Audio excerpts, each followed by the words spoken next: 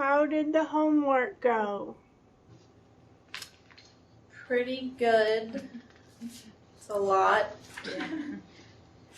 Okay, how about you, Anita? Yeah, compared to last week, I'm okay, but I didn't complete. I could not You complete. completed it? No, half.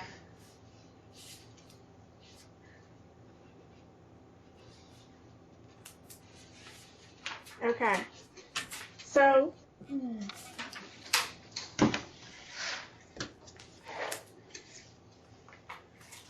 tonight is week 11.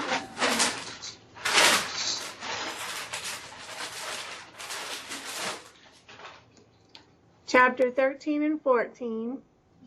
So we're going to be doing our HICPIC books and our modifiers and our CPT book. So this is your CPT book, and this is how I've tabbed it.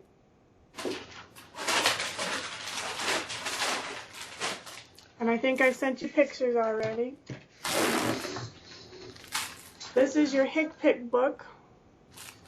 You have something like this. And this is also tabbed.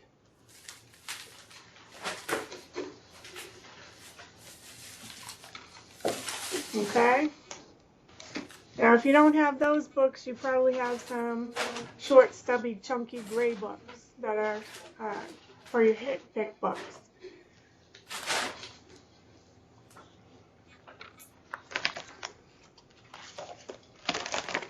All right, so we're going to start by going over the answers for Chapter 12, both at the textbook and then in the workbook.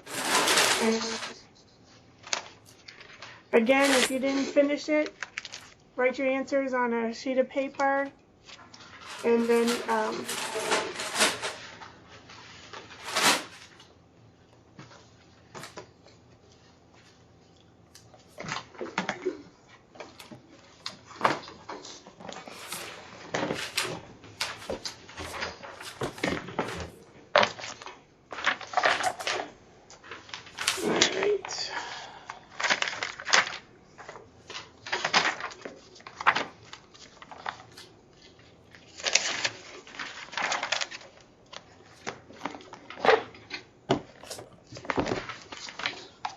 so what page do you have for your theory and practical in your textbook? 358. All right, 358.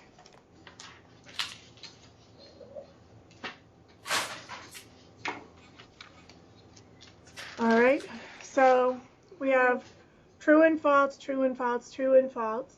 So number 1, what do you have for 1, Kelsey? True. Actually, it is false. Because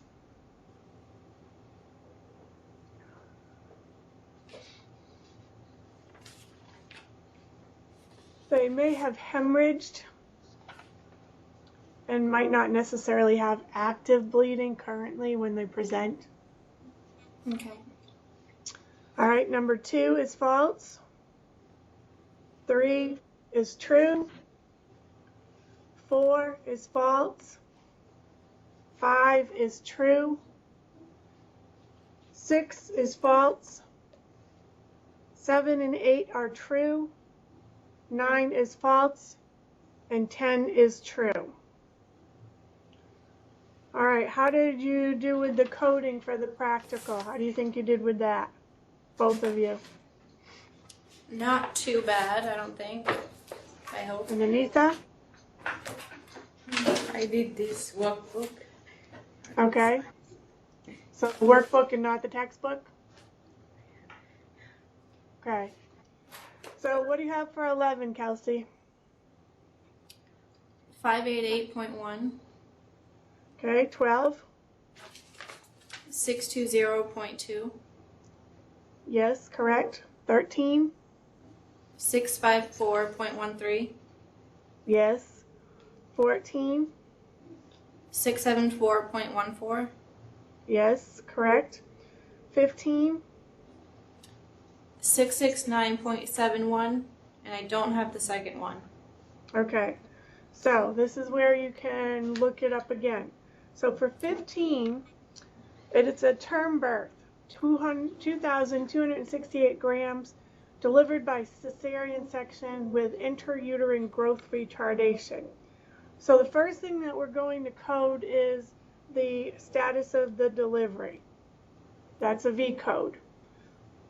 So what kind of outcome did we have? The intrauterine growth retardation. Cesarean. It was a normal single live birth in the hospital with a cesarean. So that's what you're going to look up first, is the newborn single born in the hospital with cesarean.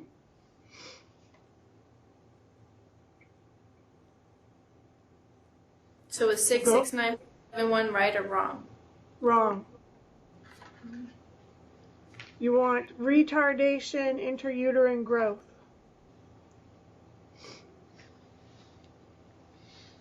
So I'll let you two look up those two codes and let me know what you get.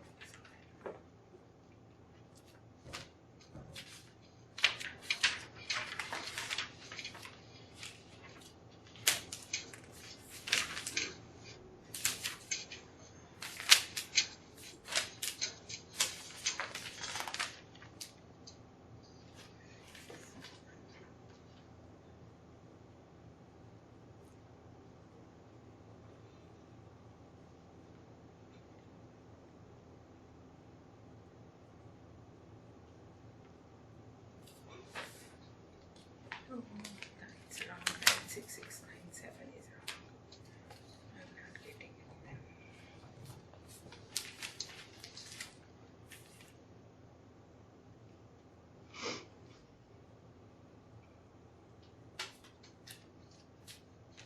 It's like UV course.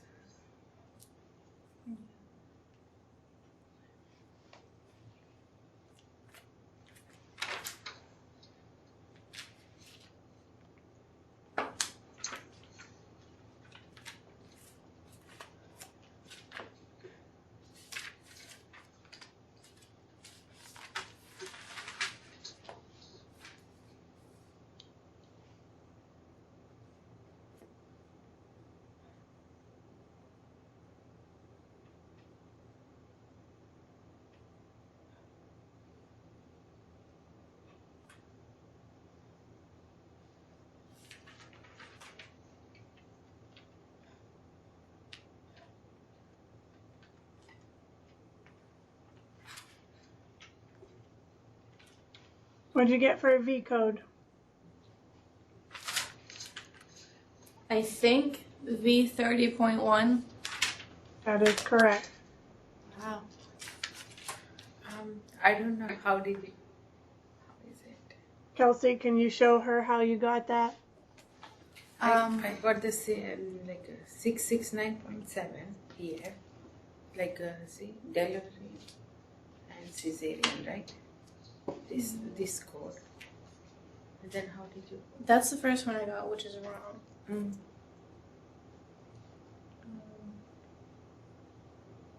For the You're going to V look up code. the live born birth first because that's what happened. The retardation is after the fact because the delivery happened first. And then they diagnosed the retardation.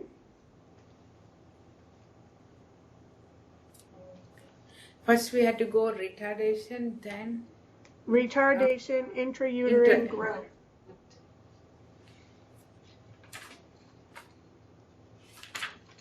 $764.98. Yes. So what's the difference between what you originally chose and this code?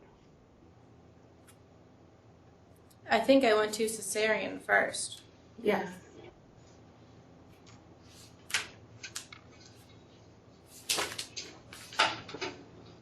Okay. Good work, ladies. All right, let's try 16. 16, you should have 565.1. 17, 569.85. 18, 592.0. 19, 681.11. 20, 685.0. What do you have for 21, Kelsey? 715.16. 715.96. All right, 22, 722.83. 23, 746.4. 24, 747.0. 25, 785.1. 26, 783.0. 27, 916.5 with E906.4.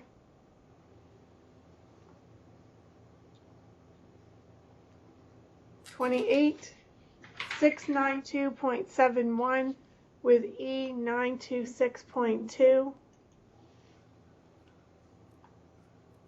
29, 708.0 and E930.0. 30, what do you have for 30, Kelsey? 970.81 and 786.50. Okay, you've got a couple more going on. Yeah. We have 305.60 and E980.4. So the question was, chest pain due to cocaine. All right, so we have the due to. And usually a drug like that, someone becomes dependent upon it, correct? Yeah. Okay. Unless it happens to be an accidental, but chest pain due to cocaine. So if they're having chest pain, they probably took too much of it. So it would be a type of poisoning. So the first thing you would look up is the poisoning for the cocaine, which I'm pretty sure you did. And that's the 970.81. Then the chest pain itself is 786.50.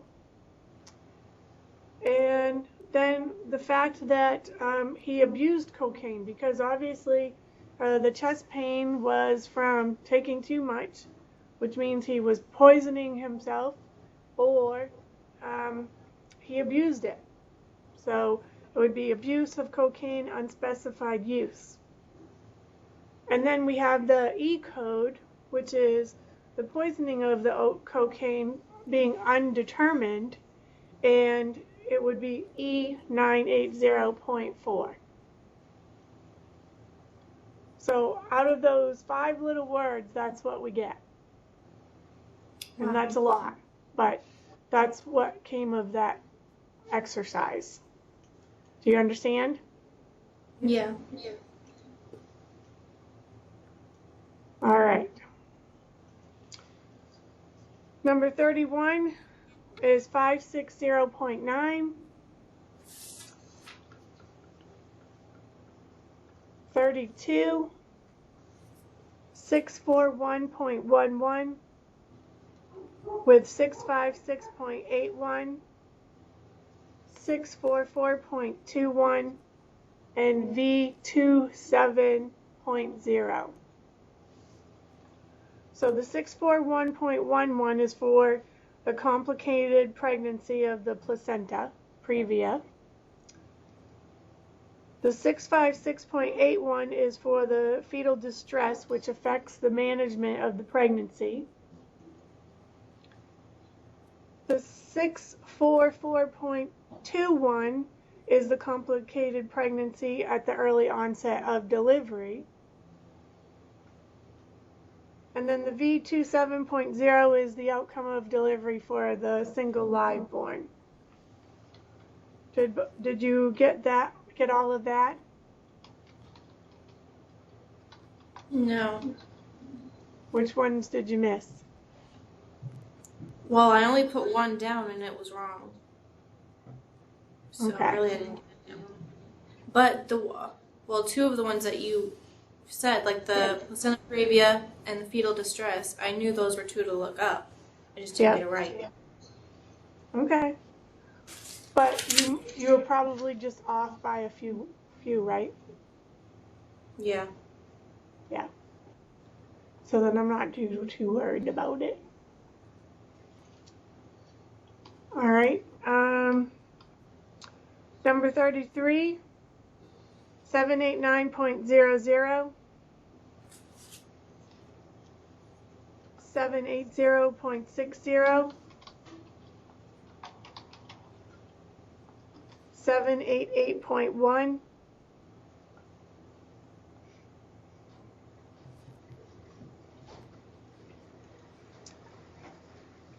all right, 34, 786.50, 789.06,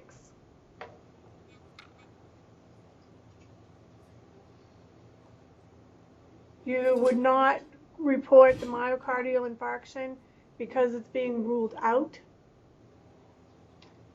And then number 35, 733.82 with 285.1, 905.4, and E929.0.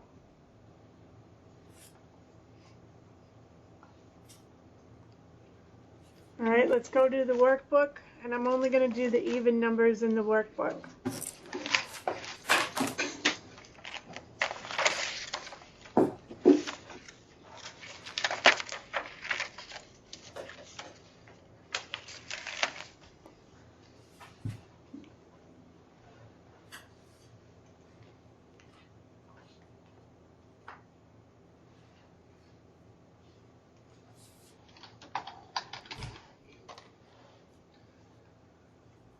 Okay, number 2,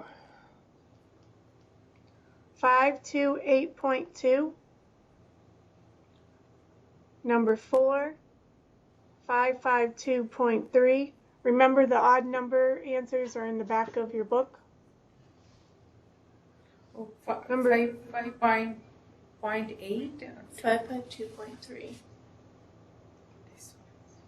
552.8 and 3. Fourth three. Number 4 is 552.3. All right, number 6, 571.6. Number 8, 016.00. 590.81. 10, 648.13. 244.9. 12, 682.7. 682.6. 041.10. 14, 707.03. 707.20. 16, 705.83. 18, 721.0. 20, 727.1. 22, V30.01 and 749.20.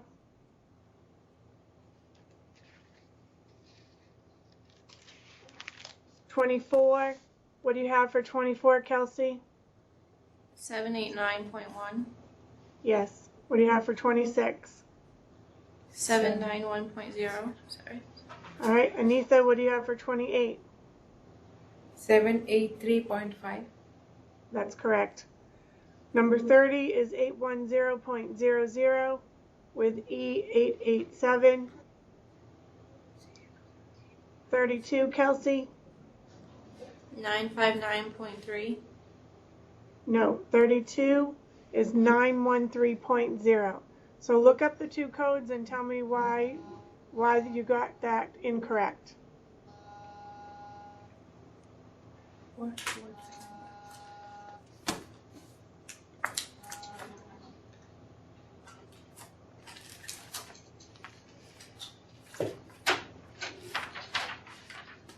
Yeah, here I got confused here too. I don't know.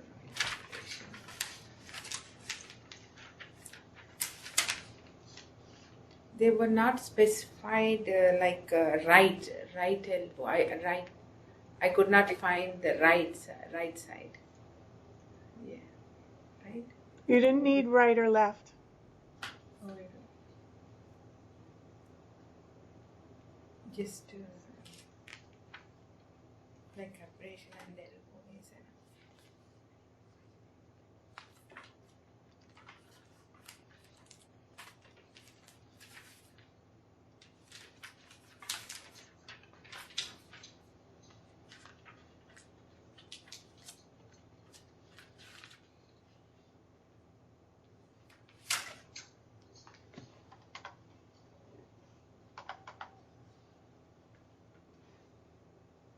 So I just went with injury instead of abrasion.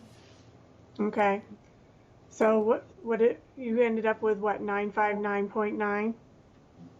959.3. 3. Okay. Yeah.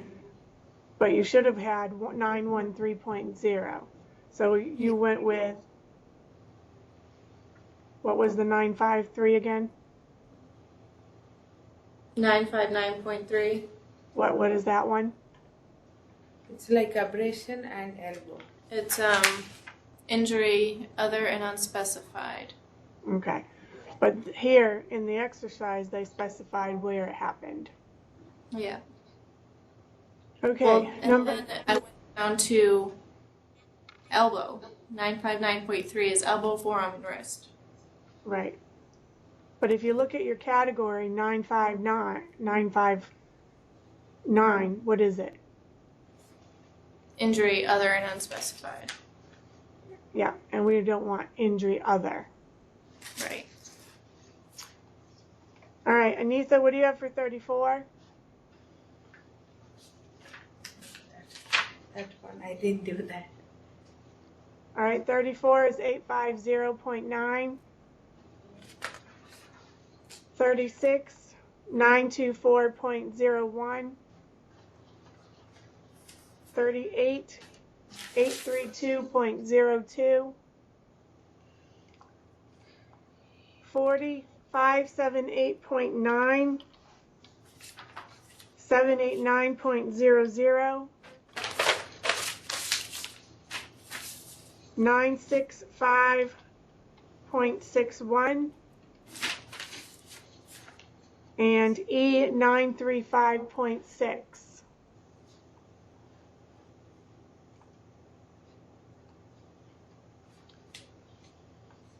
42. The answer for A is admission for dialysis and acute renal failure. The answer for B is V56.0 and 584.9.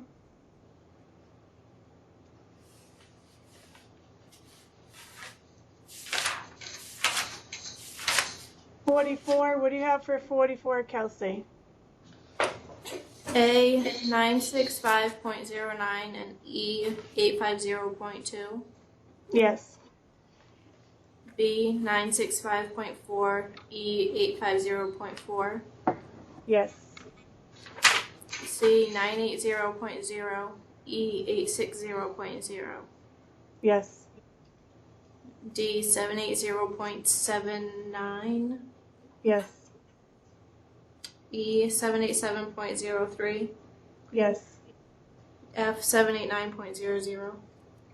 Excellent. Excellent work.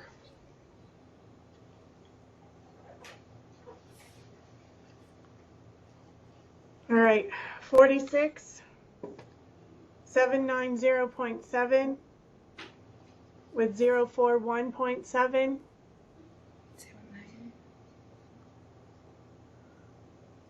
48, 922.32 with E 885.9. 50, 998.31. 52, 533.40. 54, 569.62. 56, 617.1 and 617.3. 58, 625.6. 60, 786.50. 62, 684 and 373.5. 64, 756.52. 66, 715.33. 68, 883.1 and E 920.9. 70, 786.09. 72, 733.13. 74, 944.20 with E 899. 76, 943.20 E 924.0. 78, 996.73. 80, 915.6 with E 920.8. 82, 770.87 and 84, 790.22.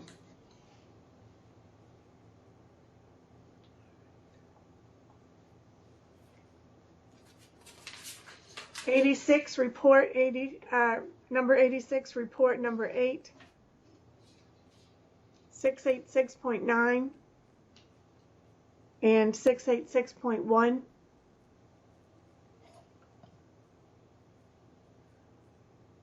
Number 88, Report 11, 701.9.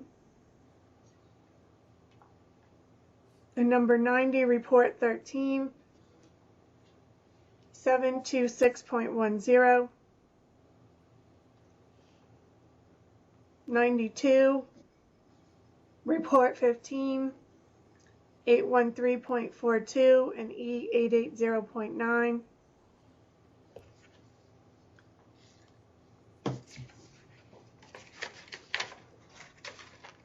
94, Report 31, 211.4 and 211.3. 96, Report 33, 608.83, 935.2. 98, 617.3, 100, 721.0. Any questions on any of those ladies? I don't really get how you look up a test. How what? Like when they do the glucose tolerance test, how would you look that up? All right, 1 second. Which number? 84?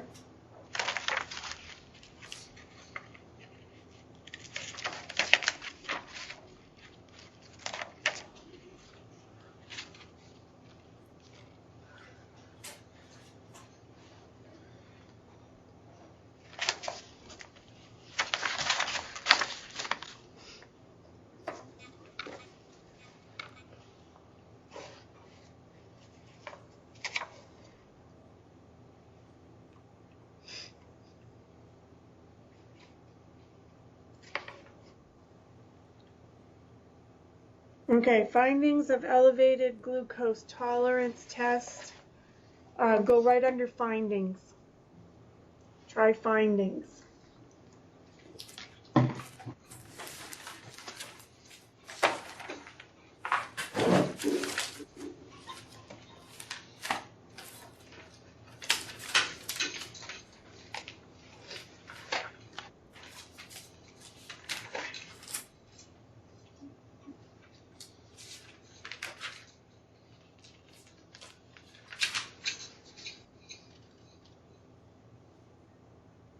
Page 247 in your alphabetic index. Yeah, I found it.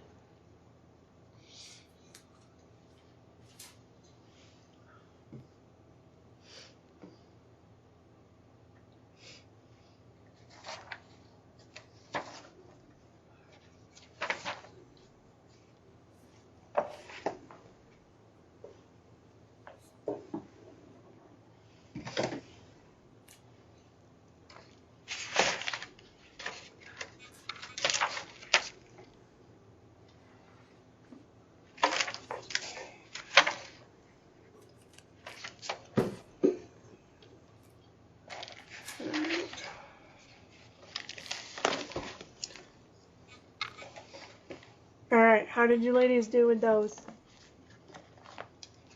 Not too bad. How many reports did you try? I tried all of them. I didn't really get many right. Well, as I said, take the codes that I gave you, look at what you put, and then look at the correct answer and try to figure out why did you choose that one. That's going to help you as you practice this stuff down the road, okay? Yeah. How about you, Anitha? Yeah, I did a few. I couldn't. Just a few? Yeah. What keeps tripping you up? I just joined a new job, so I'm not getting time. Okay. Yeah. All right, let's turn to Out all chapter. the day. What? Means like out all the day and working there and here. Means it's new, right? So I had to go through all otherwise I'm really missing this Okay. few things. Well, what are your hours at your new job? 8:30 to 5:10 I had to get. Okay. And are you doing terminology with the class too? Me? No, I'm not doing right now, right? You did I'm just terminology? doing this. No, I'm just doing this. No, I'm not Okay. doing. I didn't do that. You didn't do terminology at all? No. Okay.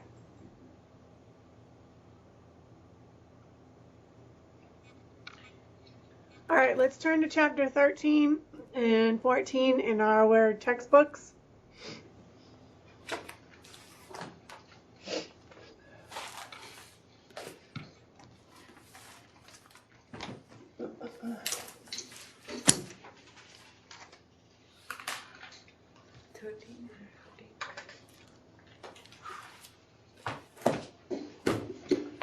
And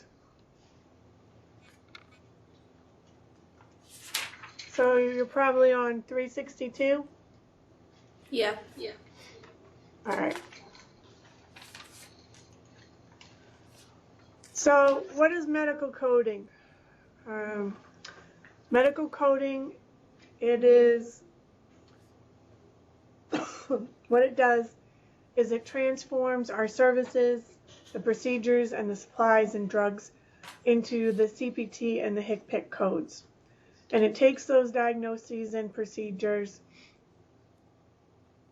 and it just transforms them.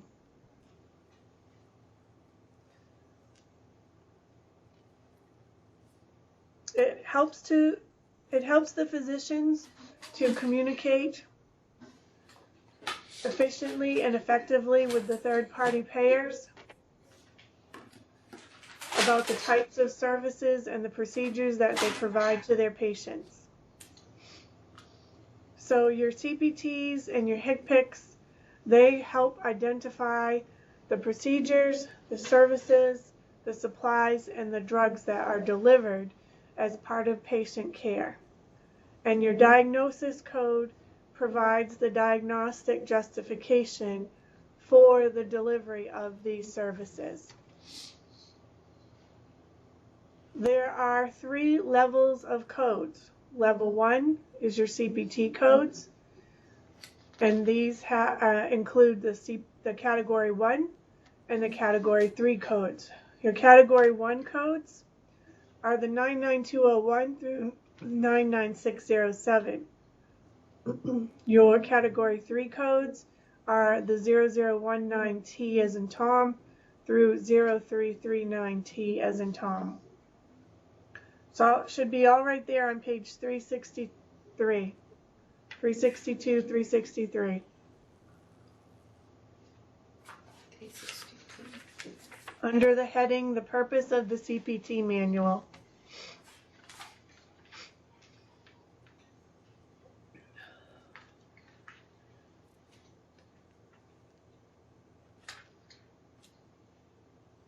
All set?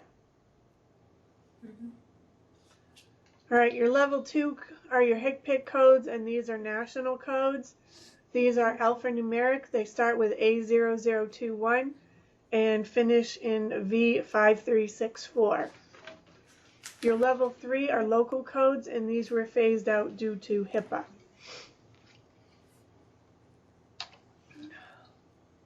Your diagnosis codes are the ICD-10 and the ICD-9. As we all know, ICD-10 will be implemented October 1 of this year.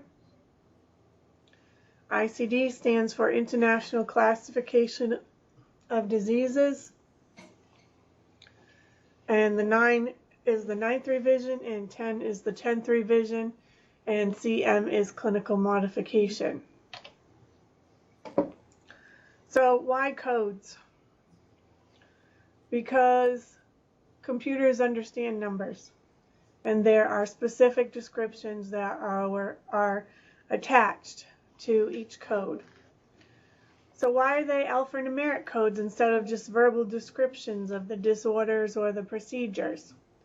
Because coding allows for greater standardization and simplification of the process to interpret these medical diagnostic and treatment information. Your codes make things processed more efficiently, and coding permits the compilation of statistics that are related to diseases, disorders, and treatment protocols so that no information is lost. Your CPT was developed by the AMA in 1966. It was updated in November for use in January 1, and it is divided in category 1, 2, and 3 codes. Some examples and types of CPT codes are medical, surgical, diagnostic services, anesthesia. Your category 2 and 3 codes are radiology, pathology, medicine. Your category 2 codes are performance measuring. Your category 3 is your emerging technology. As I mentioned earlier, your CPT codes allow for both more effective and efficient communication, and it is a type of mechanism to report a service that is not described by a specific CPT or level 2 code. So I want you to consider for a moment, for an example, a renal endoscopy that is performed through nephrostomy or pyelotomy with or without irrigation, installation or ureteropylography, exclusive of radiologic service, with an endopyelotomy, which includes the cystoscopy, the ureteroscopy, the dilation of the ureter and ureteropelvic junction, and insertion of the endopyelotomy stent. Now I could write all of that, or I could simply put on the claim form 505.75. Amazing, right? Those Is 7 that lines. is that a just diagnosis code or CPT code? What? It's just a CPT code. It's a procedure. Yeah. Your codes are used to tell the third-party payers about the services and procedures that are provided, and they are often used as a basis of payment. When we have incorrect coding, it results in providers being paid inappropriately, either over or under. It decreases cash flow and liability risk. The codes are used by clinics, hospitals, rehabilitation units, ambulance services, long-term care, wherever you have healthcare services being provided.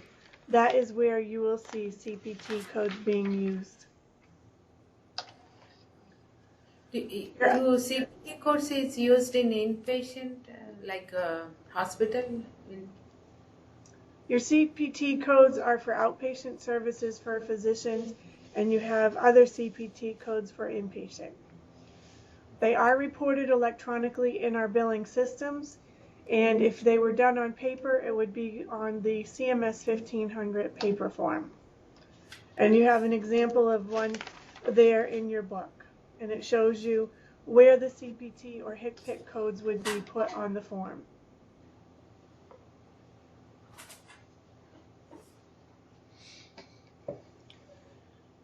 The CPT format. You have symbols in the CPT book, and these symbols are used to convey information. If you have a bullseye, what does a bullseye mean, Kelsey? You mean the bullet? New codes. The bullseye. It's a little black dot. The Yeah. bullseye. Like new code. It's to identify the new code. Okay. And it also tells us that it's moderate conscious sedation is included in the procedure.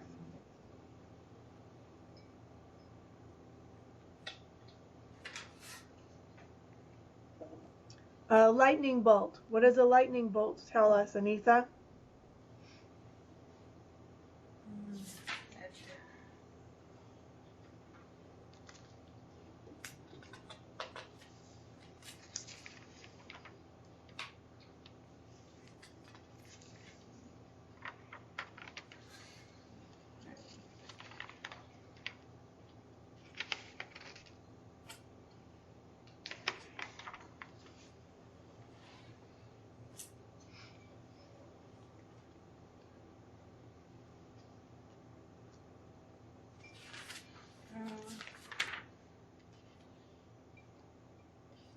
I have no idea.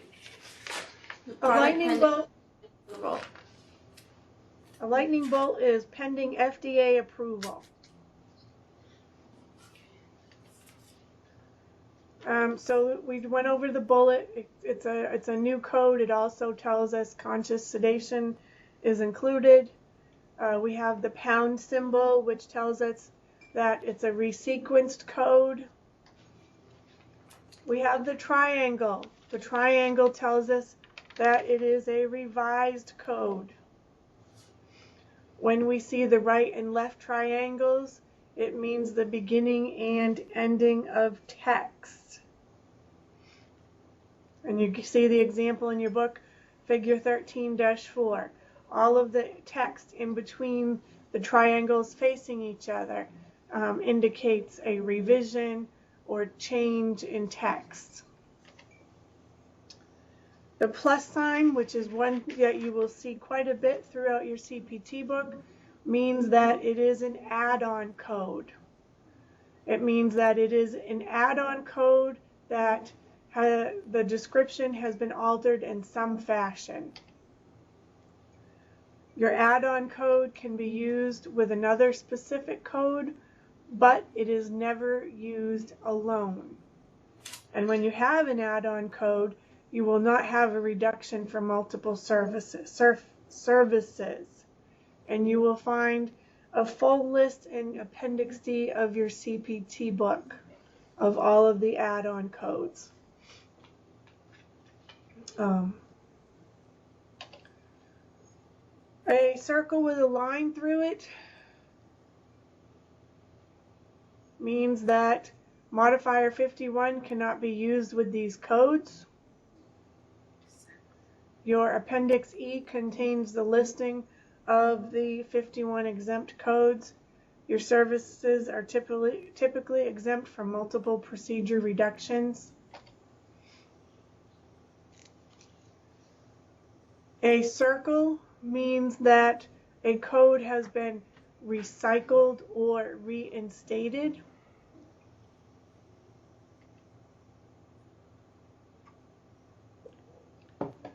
Appendix A is your modifiers. That is definitely something I would tab, and I have my tab sticking up so that I can access it easily when I'm looking for my codes.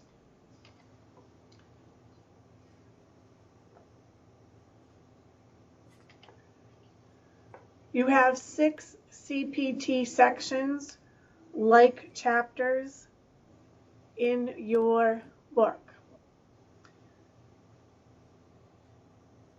The first one being evaluation and management, often referred to as E&Ms. 2 is your anesthesia. 3 is your surgery. 4 is radiology. 5 is path and lab, and 6 is medicine. Then we have your category 2 codes. your Category 3 codes, your appendices, and then your index. Now remember, in your ICD-9 book, you have an alphabetic index, right? And then you go to your tabular to confirm the codes. You do the same thing in your CPT book. You start in your index, and then you go to the tabular. Now it's backwards in the CPT book. You have your alphabetic index in the back, and you have the tabular in the front. So you want to tab your alphabetic index with the letters of the alphabet, A, B through Z, and then even number the numeric sections with, the 1, 2, 3, 4. And it gives you tabs actually in your book. But as you notice, my tabs are, I didn't really use those tabs. I went with this. Very professional. It took a lot of time. It's worth it though. Yeah, these are. It is. It really is. And it makes your work so much easier. These stuff, really does. these type of tabs are not there in CPT, ICD-9, No. right? Now that We I should have have tabs like on this my for ICD, ICD-9 too. yeah, I save a lot of time with homework just by having the tabs on there. Yeah, you put your tabs in the diagnostic book and the CPT book. All right, so our CPT sections are then categorized by sections. So the section, you have an example in your book. Let's take a look.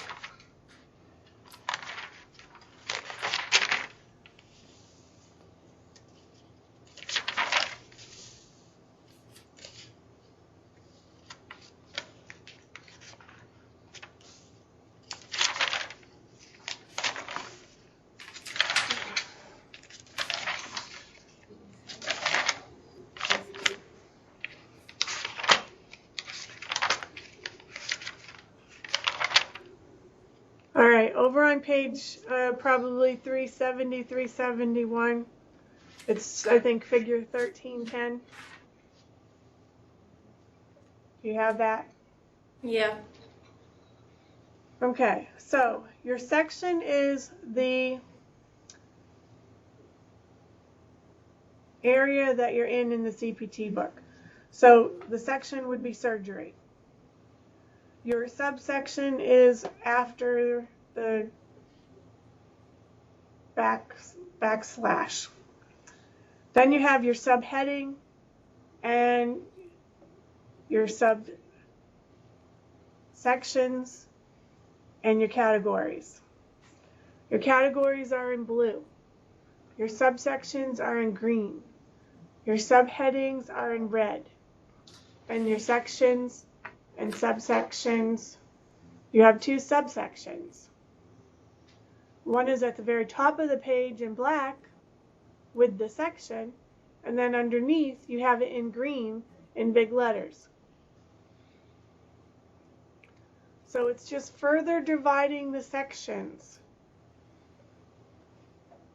And it's going to be important to pay attention, because when I told you to read before, during, and after, just like in the ICD-9 book, the same thing in the CPT book. I want you to be able to go back to your categories and your subsections and know that you are in the right area to get your procedure codes. Because once you get into these subheadings, they're going to further be divided by body areas, and categories. And those categories are things like incision and excision. They can also be categorized by the anatomy, the procedure, the condition, the description, the surgical approach, all those things.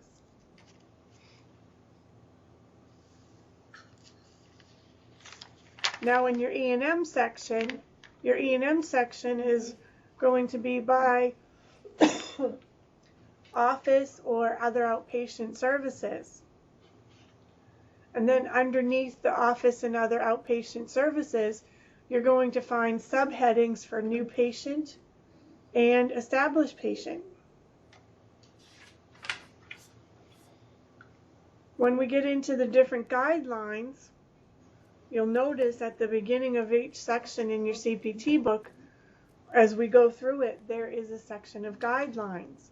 And your guidelines will be section specific, and it will begin each section, like you see on figure 13-11.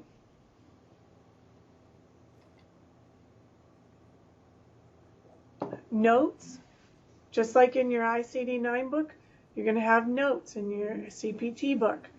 These are things that you must read, and they will be located throughout. There are two types of codes. The standalone code, which is the full description, and the indented, which is dependent on the preceding standalone code. So look under your paragraph code format, figure 13-13 and figure 13-14. Shows you a standalone code and an indented code.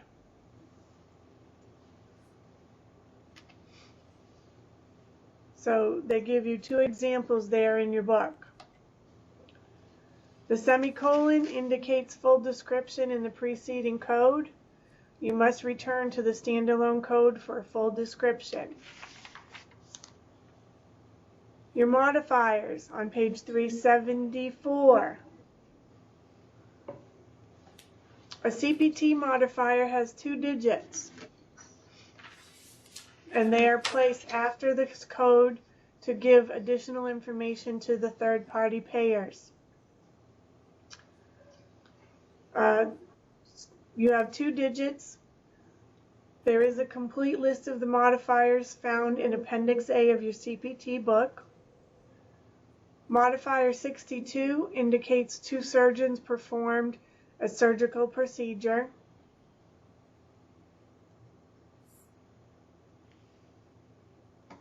Each surgeon would apply his or her individual skill, and then each surgeon would bill the procedure with the modifier 62. We have level 2 HCPC modifiers. Now you also have a section of modifiers in your HCPC book, and I would do the same thing with that as I did with your CPT, and make sure that you find those modifiers and you tab them. You put the tab in so that you can go right to that section.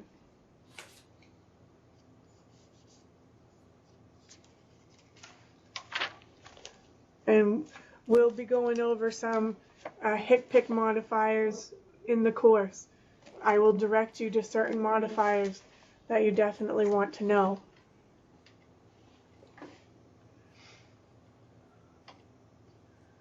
On the CMS 1500 form, these would go in box 24D. If you use unlisted procedures or services, the codes would end in 99. As you see in example figure 13-17, it ends in 99. Do not use 99 codes if there is a more specific code. And if you have a 99 code, make sure that there is a report that accompanies the submission.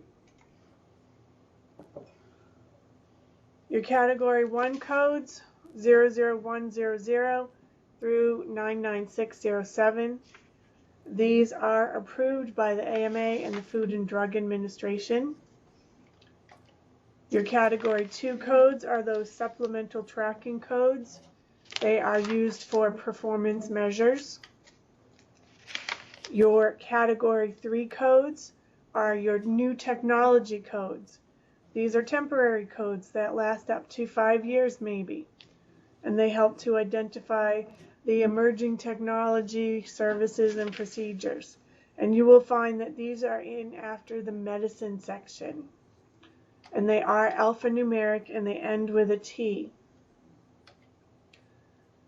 What does it mean to have a special or written report?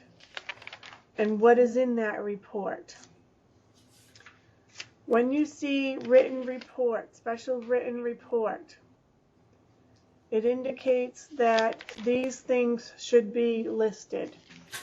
The nature of it, the extent, the need, the time, the effort, the equipment used, and any photos and medical journal articles that are relevant. That's what you would need when you have to do a special written report. Special reports on page 379.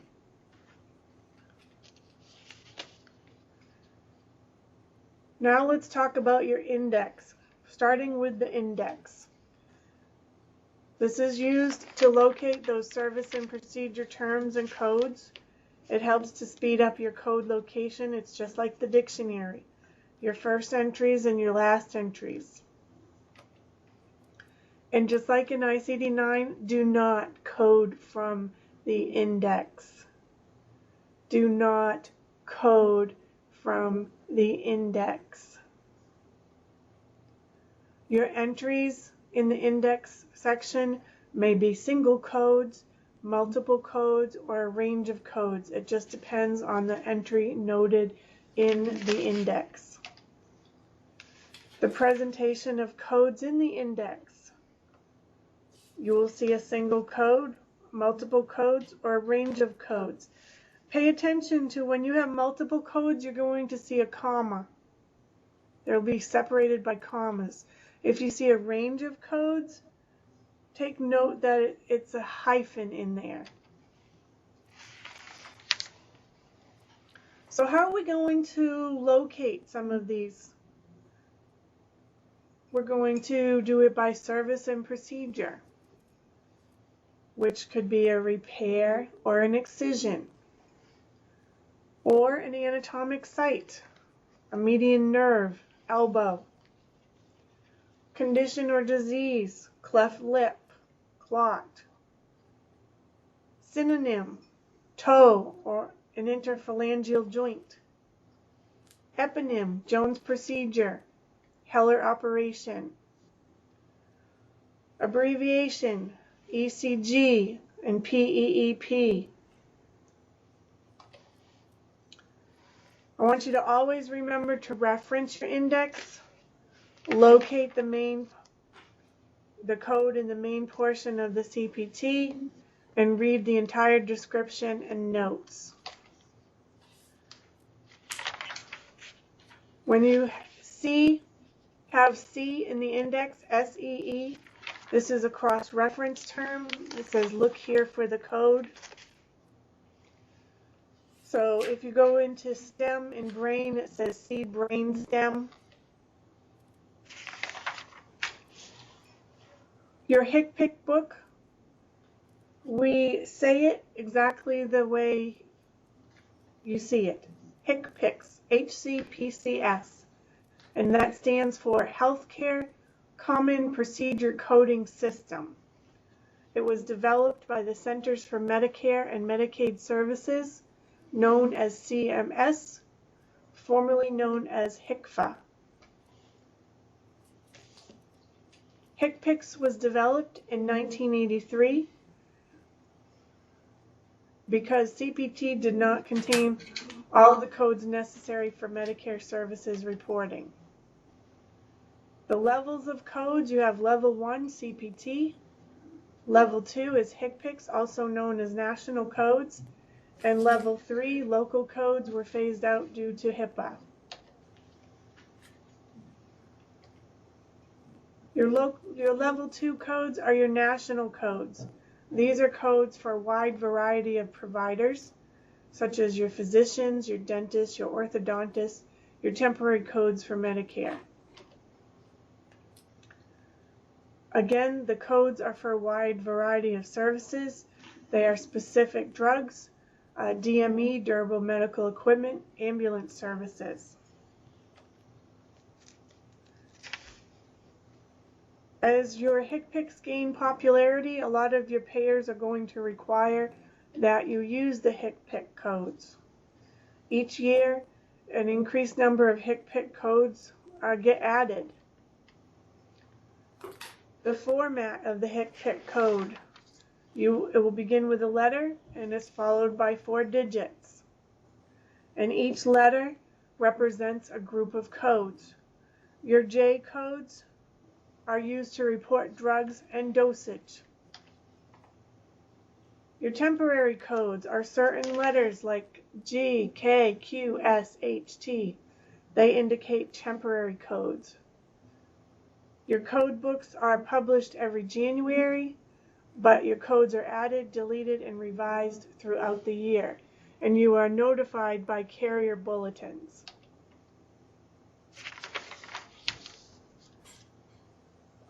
For coverage, just because an item or service has a HCPCS code does not mean that the service is covered.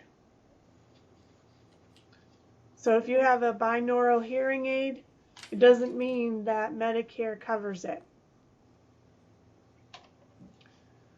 Where are your HCPCS used? They are used in outpatient settings, including the outpatient departments in the hospital.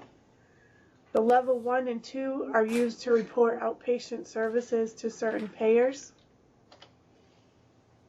The HCPCS index directs you to specific codes. Again, just like in your CPT and your ICD-9, do not code directly from the index. And make sure you reference the main portion text before assigning the code. You'll see in your textbook they give you an example of the alphabetic order of the HCPCS index. As you can see, it's very similar to your CPT and your ICD-9. It also gives you figure 13.27, how the main text might be displayed. You have your main terms and then your subterms. Your CPT and HCPCS modifiers are used with both HCPCS and CPT codes. You have anatomical modifiers as well. If you don't remember them, they are in the front of your cover of the CPT book, as well as in the modifier section of your HCPCS book. Most often, you will find that LT for left and RT for right is used for modifiers. Your ambulance modifiers, the origin and destination are used in combination. So the first letter would be the origin, the second letter would be the destination. So for example, R would be residence, H would be hospital. If we have an RH, the origin, the first letter would be the residence, and the destination would be the second letter, which is the hospital. Then we have the table of drugs, which is listed by the generic names. Your DME or durable medical equipment is used with chronic disabling conditions. Medicare and Medicaid may pay for some DME items. You'll notice in your textbook you have samples of forms for a TENS unit and for oxygen. A physician must attest the need to have one for medical necessity. So Medicare may also pay for oxygen with certain medical conditions, but again, the physician may have to fill out one of these forms. Any questions, ladies? No.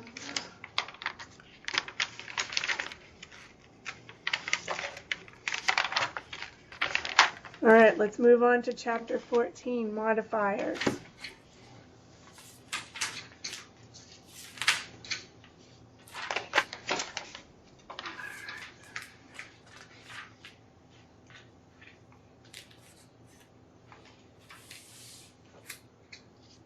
All right.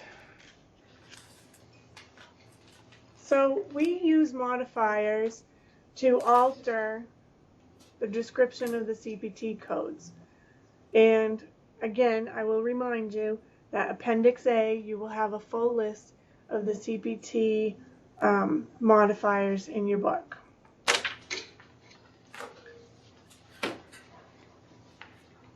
What are your modifier functions? They basically alter, more or less. They also are bilateral, multiple. They indicate only portions of the service, such as professional service only, or more than one physician or surgeon, or unusual service.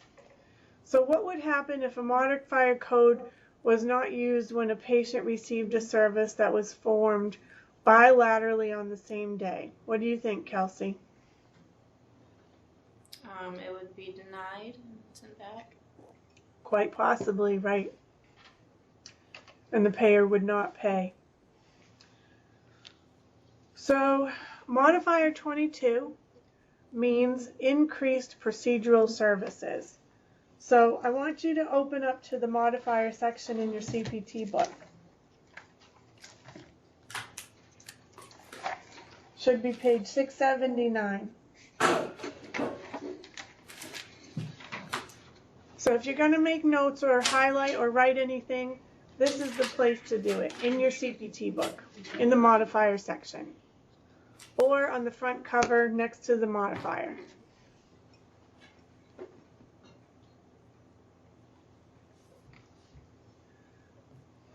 Okay, modifier 22 is accompanied by a written report with supportive documentation. It does describe the increased physician work.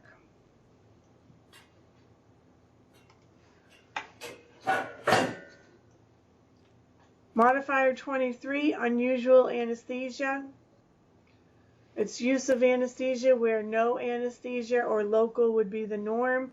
So, for example, a highly agitated senile patient would only be used with anesthesia codes, and a written report with submission of modifier may be required. Modifier 24. Kelsey, what is modifier 24? Unrelated evaluation and management of service by the same physician or other qualified healthcare professional during a postoperative period. Very good. Anitha, what's modifier 25? Significant separately identified evaluation and management service by the same physician or other qualified healthcare professional on the same day of the procedure or other service. Very good. Modifier 26 is the professional component for the physician. The TC is the technical component, which is the technician plus the equipment. So, for example, a radiologist reviews the x-rays. That would be a modifier 26. But the x-rays are taken by a supervised technician. That would be your TC modifier. 32. What is 32, Kelsey? Mandated services. Yes. Mandated means by the payer, by workers' comp, or by an official body, not at the request of the patient's family, or another physician. It has to be work-related, insurance-related. It is not by the patient. What is 33, Anitha? It's like preventive services. And what would that be?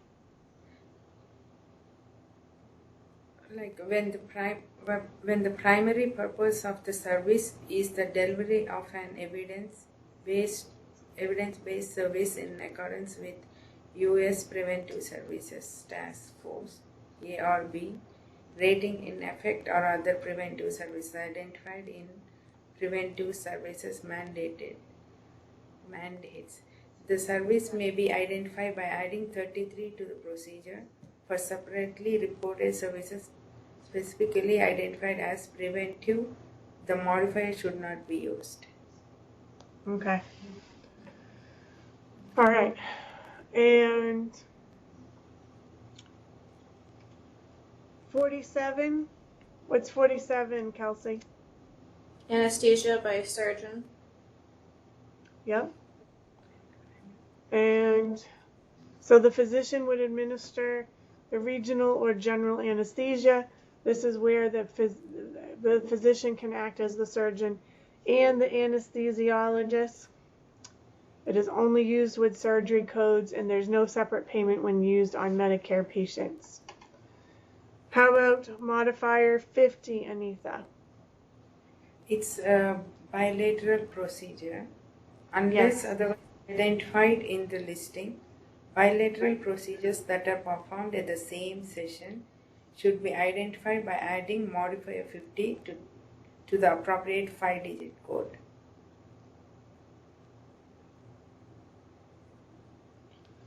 All right. How about modifier 51, Kelsey? Multiple procedures. Okay. There could be 3 types: same procedure, multiple operations, or procedure performed multiple times. The same procedure, different sites, could be multiple lacerations are repaired. Multiple operations could be happening during the same operative session, or procedures performed multiple times, such as trigger point injections. When you list multiple procedures, make sure you list the most resource intensive first, meaning the highest RVU value. Next, your other procedures plus the modifier 51. Your usual payment for these types of service would be the first procedure 100%, the second 50%, and the third 25%. Medicare, the first procedure is usually paid at 100%, the second through the fifth paid at 50%, and then more than 5 is priced manually. 52 for reduced services. Services reduced from the code description.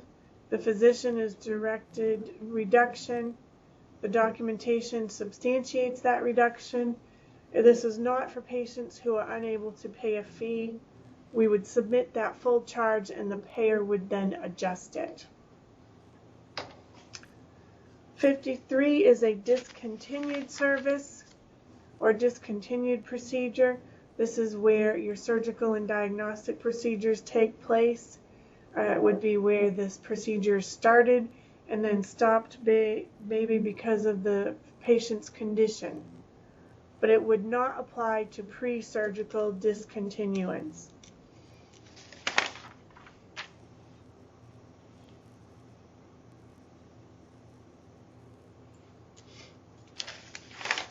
Do not use modifier 53 when the patient cancels the scheduled procedure with an E&M or with a time-based code. What is modifier 54, Anitha? It's like surgical care only. When I can't say. What is the one? Yeah. Okay, when one physician or other qualified healthcare professional performs a surgical procedure and another provides pre-operative and a post-operative management, surgical services may be identified by adding modifier 54 to the usual procedure number. Very good. Okay, modifier 55 is post-operative management only. This is where the physician provides only care after the hospital discharge. A documentation of transfer must be in the medical record. Surgery code is billed with a 55 modifier and then the surgery date of service, and then bill after the first post-operative visit. Your 56 preoperative management only. This is where the physician provides only the preoperative care. It is not acceptable for use with Medicare billing because Medicare considers the preoperative service to be part of the surgery. Billing an E&M service for each visit is not appropriate. Billing should include the surgical code with this modifier. Your usual reimbursement for portions of your surgical packages, 10% is preoperative, 70% is intraoperative, 20% is postoperative, and each payer determines the portions. 57 decision for surgery used with E&M, medicine and Medicare. 58 is staged related procedure, service by same physician or other qualified healthcare professional during postoperative period. Your subsequent procedure is planned or related to the first surgery during post-op of previous surgery in the series. So an example of this might be multiple skin grafts that are completed in several sessions. Do not use this code when it describes a session, such as 67208, lesion destruction of retina, 1 or more sessions. So when you see session, you would not use modifier 58. Modifier 59 is for distinct procedural service. So this is when it's a different session or encounter, a different procedure, a different site, a separate incision, excision, lesion, or injury. Do not use when another HCPCS modifier is appropriate. So the example that I'll use here for you is that a physician removes several lesions from a patient's leg. He also notes and biopsies a mole on the torso. So use the biopsy code for the mole plus the 59 modifier. This would indicate the biopsy distinct procedure is not part of the lesion removal. Modifier 62 is for two surgeons. This is where both function as co-surgeons as equals, usually different specialties. Each surgeon would report the same surgery code appending the 62, and then they would dictate their portion and add the 62 modifier. The 63 modifier is performed on infants less than 4 kilograms. 4 kilograms equals 8.8 pounds. The small size increases the complexity, and you would use this with all the surgery section codes except the integumentary and those that are exempt by the parenthetical notes. 66 for surgical team. You have several physicians, 3 or more, with various specialties, plus the technicians and other support personnel. There are very complex procedures and the payers may increase payment. 76, repeat procedure and service by same physician or other qualified healthcare professional. Make a note, same physician or other qualified healthcare professional. This is used to indicate necessary repeated service. This is not a typographical error. So if we do x-rays before and after a repair, this is where we could do 76 modifier. Or if a patient who has an asthma attack and they indicate aerosol treatment be repeated every 90 minutes, we could use a 76 modifier. 77 modifier. 77 modifier is repeat procedure and service by another physician or health qualified professional. So one person performs it, but someone else repeats it. This would be submitted with a written report that establishes the medical necessity that may be requested. 78, an unplanned return to the operating and procedure room, same physician following the initial procedure for a related procedure during the post-op period. So this would be for complication of the first procedure. The patient has an outpatient procedure in the morning. They're returned to the operating room in the afternoon with severe hemorrhage. That would be a 78 modifier. 79 modifier. 79 modifier is an unrelated procedure or service by the same physician or other qualified healthcare professional during the postoperative period. So a patient who had an appendectomy initially but later required gallbladder removal would have his or her gallbladder surgery coded with a 79 modifier. Your diagnoses would be different.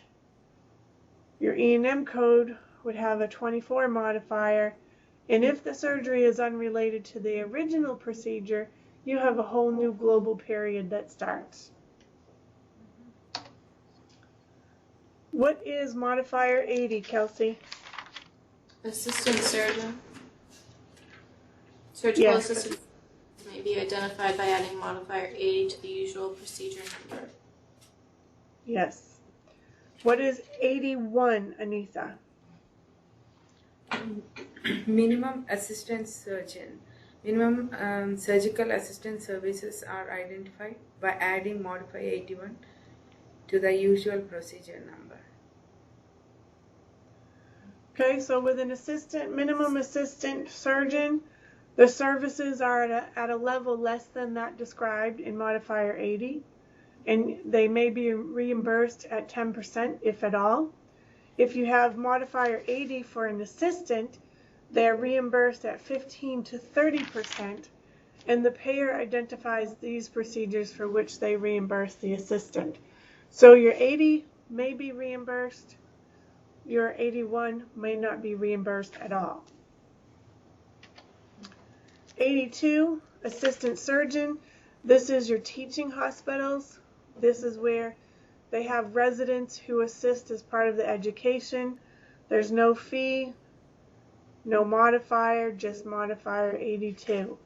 But we must demonstrate that there was no qualified resident available, and usually this is documented in the written report. Modifier 90 is reference laboratory. The physician has business relationship with the outside lab. The physician pays that lab, and then the physician bills payer for lab services. They cannot use this for Medicare. 91, your repeat clinical diagnostic laboratory tests. This is when we repeat the same laboratory tests on the same day for multiple test results. You want to make that this is not rerunning the test to confirm the original test result. And it is not for a malfunction of the equipment or the technician error. 92, alternative laboratory platform testing indicates kit or transportable instrument, usually a single use or disposable, such as your HIV test kit. And your 99 multiple modifiers, this is used when the service needs more than one modifier, but the payer only allows for one modifier with each code. And again, you would see that on the CMS 1500 form in box 24D. Any questions with this chapter, ladies? We don't have to remember all this, right? Just do we have to remember?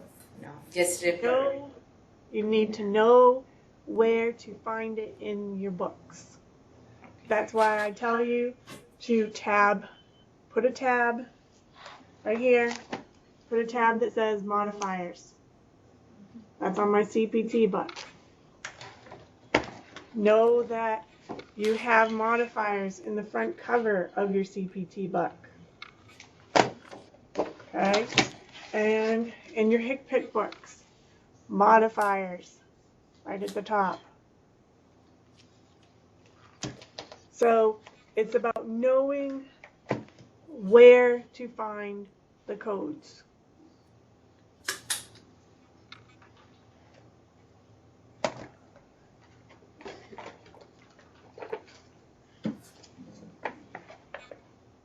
Any questions, ladies? No. All right, right, Is pull that out it your for work. chapter 14? That's it. Pull out your workbooks.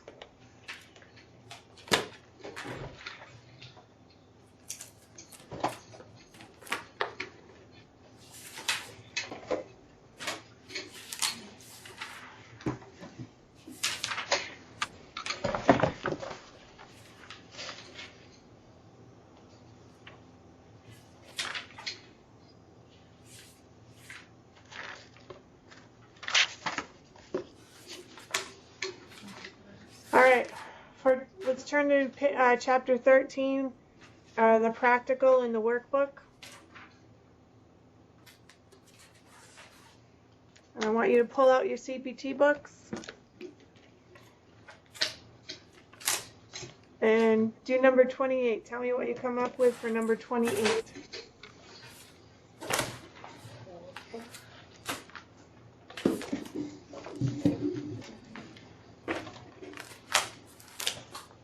It says, with the use of your CPT manual section guidelines, identify the following unlisted codes.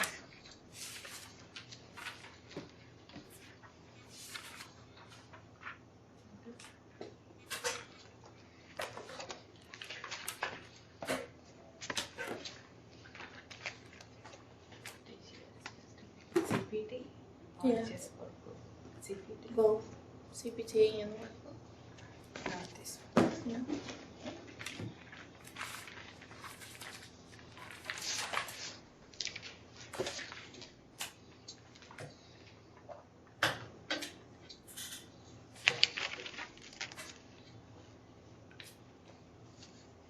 So turn to page 405 in your CPT. What do you have?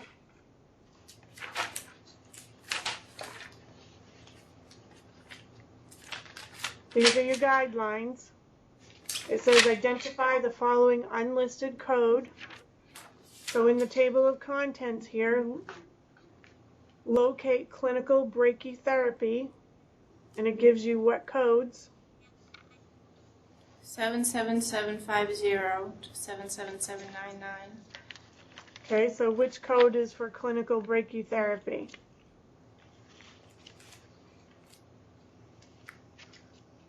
Clinical? You have to go inside the tabular and find out.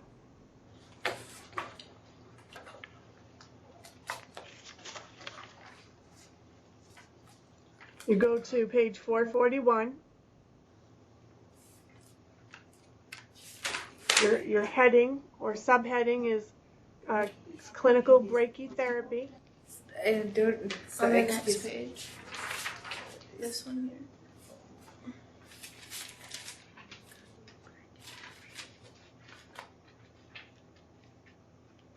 So if you read all those codes, which code is the unlisted procedure for clinical brachytherapy?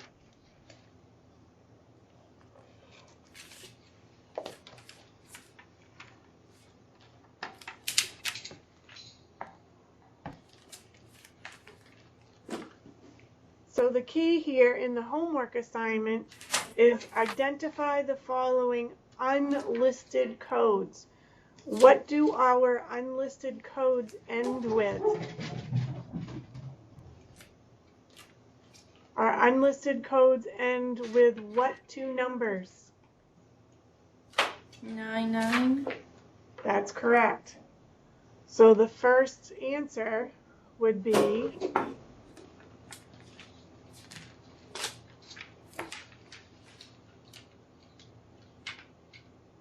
So 77799. that is correct. Because the assignment says unlisted codes. Remember, your unlisted or unspecified will always end in 99. They gave you the section and they gave you the category. You needed to go to that in your CPT book and find the unlisted code. Oh, I didn't get it. Sorry.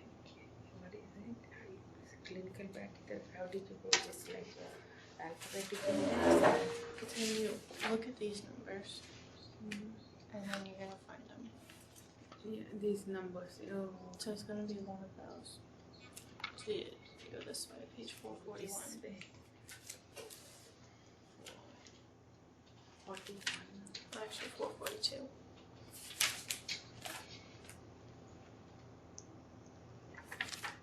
Because it's unlisted. It ends in 99, so you know it's this one. Yeah. Oh yeah. Okay.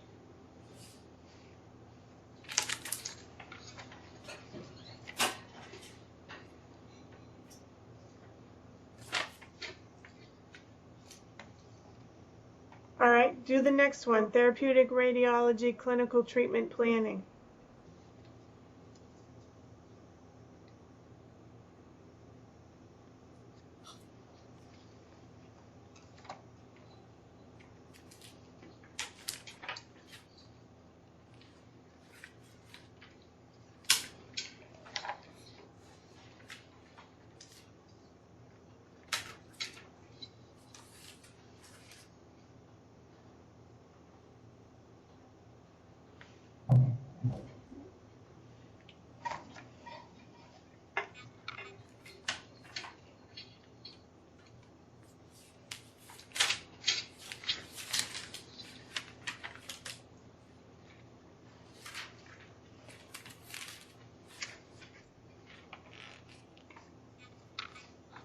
Here, there.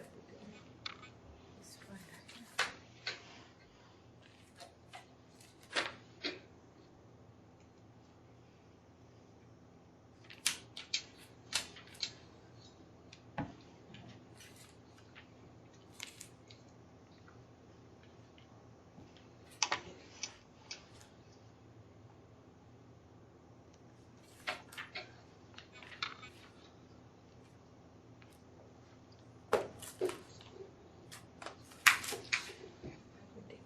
Radiology treatment management.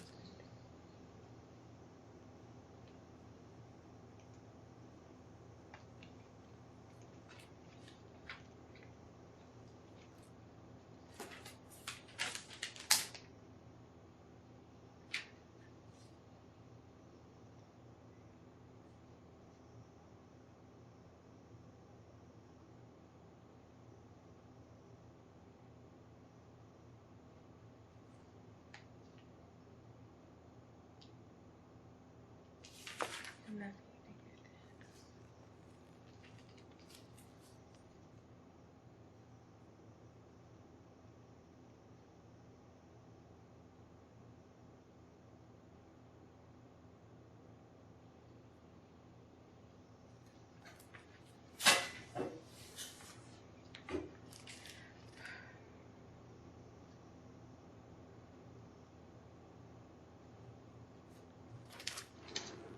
it. Okay, what did you come up with?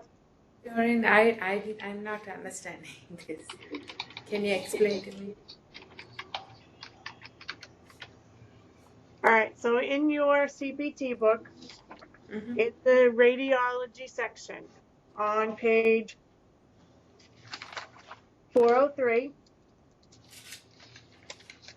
all right, you're on page 403, Yeah.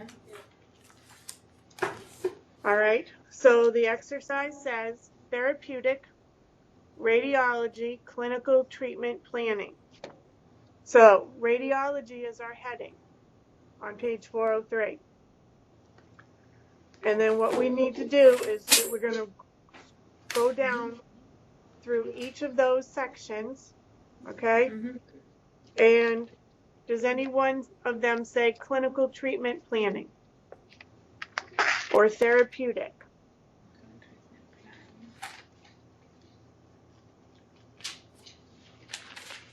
Okay, so if you get on to page 404, we have clinical treatment planning, external and internal sources, 77261, 77299.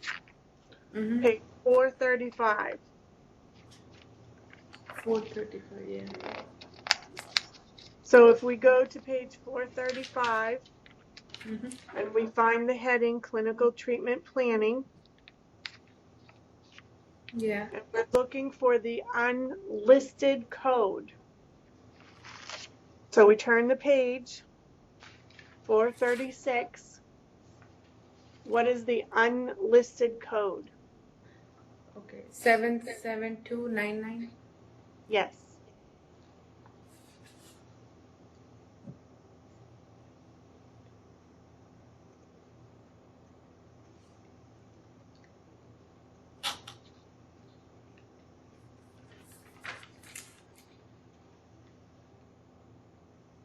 Okay, try the next one.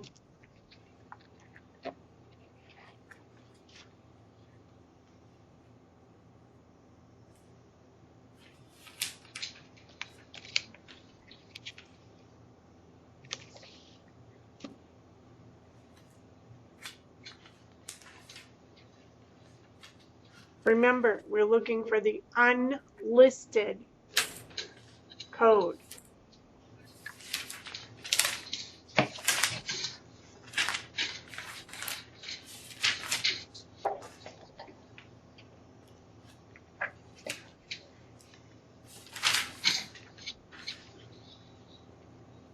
Okay. 77499. 77 what? 77499. Yes. Okay. Do number 31.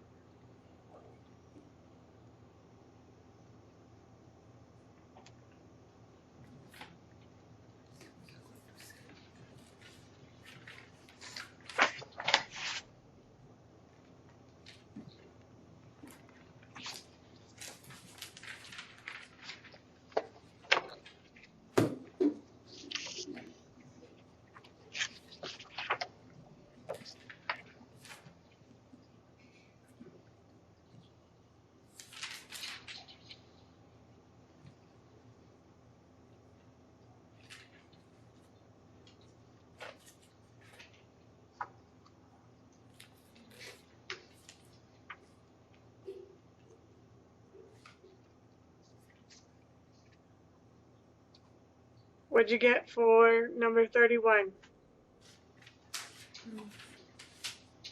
Still looking. So it's. Do we have?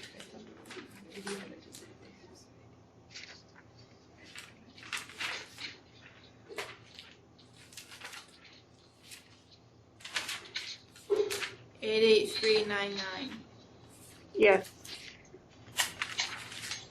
Go ahead and do 32.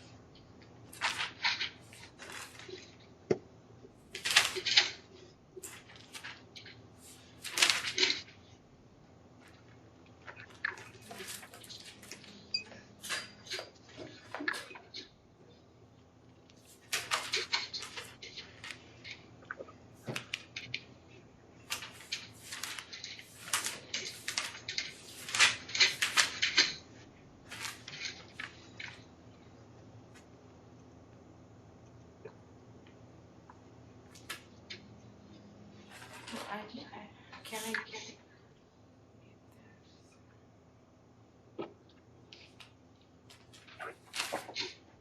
oil analysis is 479.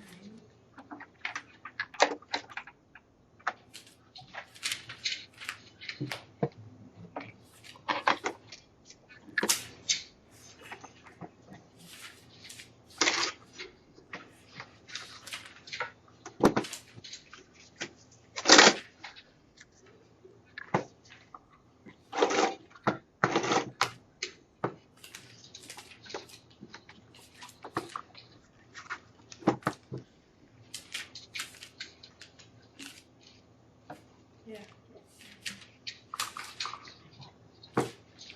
It's 81099. Yes.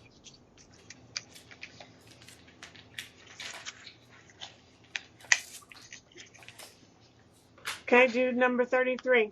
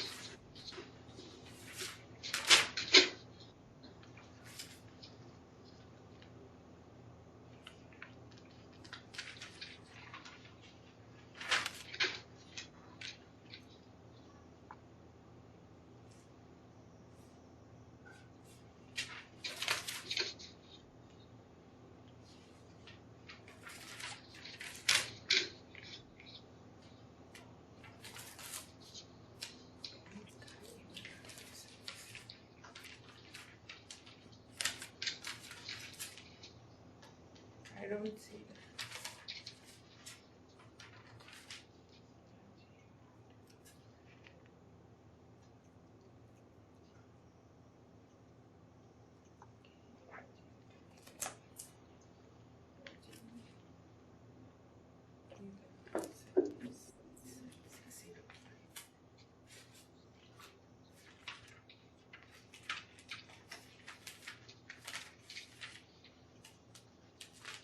Zero five.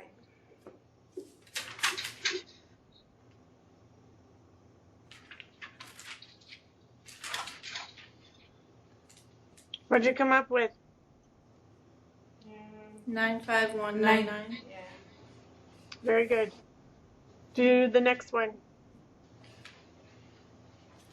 That's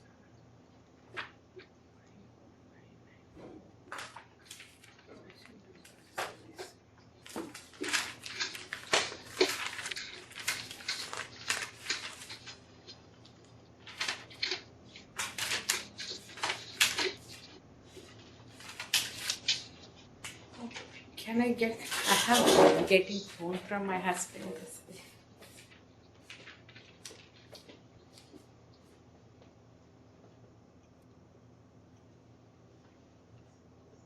No.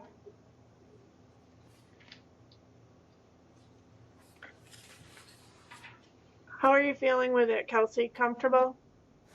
Yeah. 34,96,999 and 35,90,999. Nope. Let's do, okay, medicine. Special dermatological service. So page 545.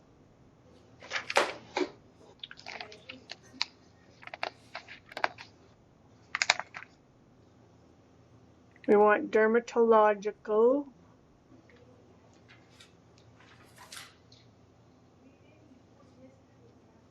Over on page 547 in green, special dermatological procedures. Yeah.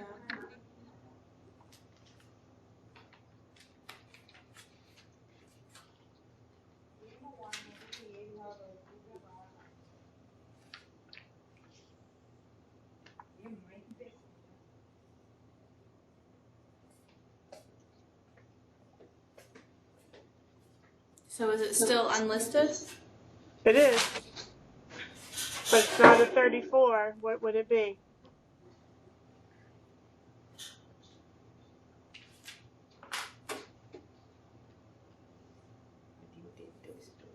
I don't get it then, if it's not that. Page 627. You go to unlisted special dermatological service or procedure. Right. But you said that's wrong. What did you say? 96999. I thought you said 34999. No. Sorry. Number 34. There you go. That's why. That's what I heard was 34999. Apologize. So 96999 is correct. So number 35, 90999. Yes. I was getting worried. I did clean my ears this morning too.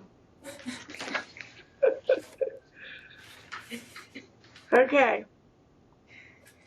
So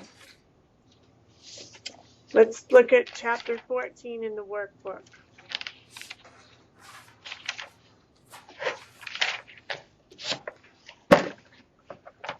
Let's look at page 78.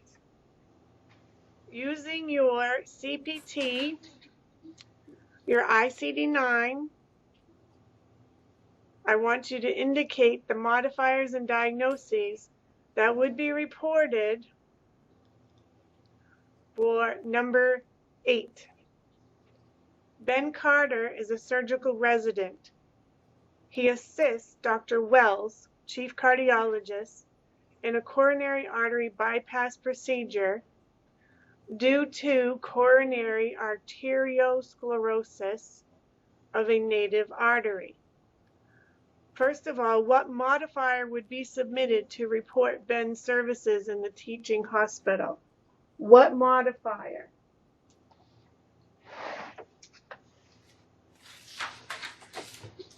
Tell me the modifier first.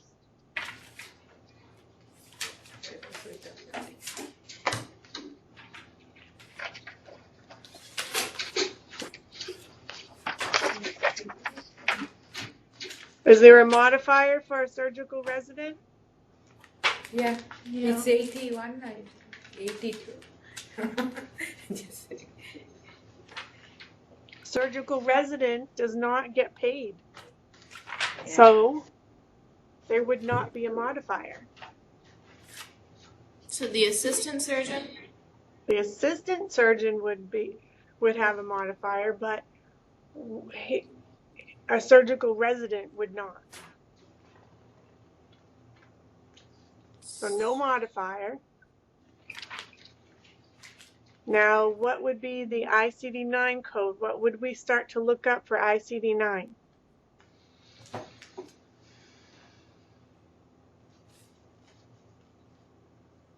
Coronary arteriosclerosis. It would be arteriosclerosis of the coronary artery. Go ahead and look it up.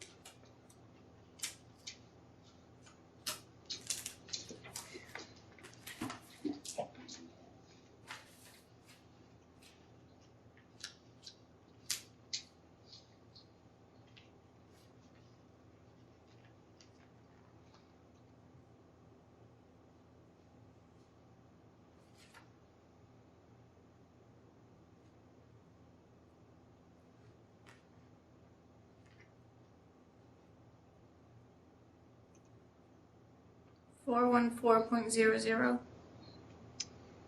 Close. 414.01. Now look at the two and tell me the difference. Native. There you go. So here we are looking at arteriosclerosis and coronary. Yeah, so go to arteriosclerosis. Yeah, And then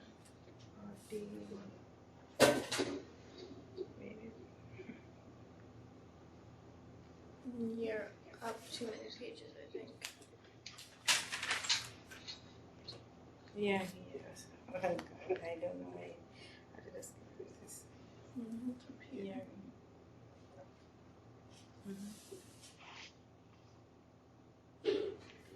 414.00.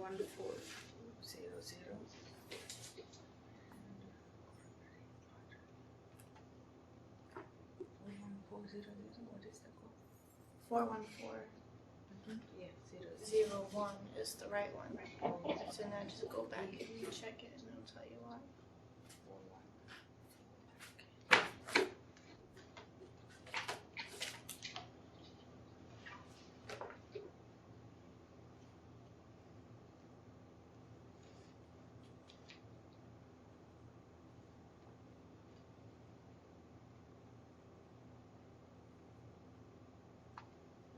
Yeah, native coronary artery. Oh, this is the one.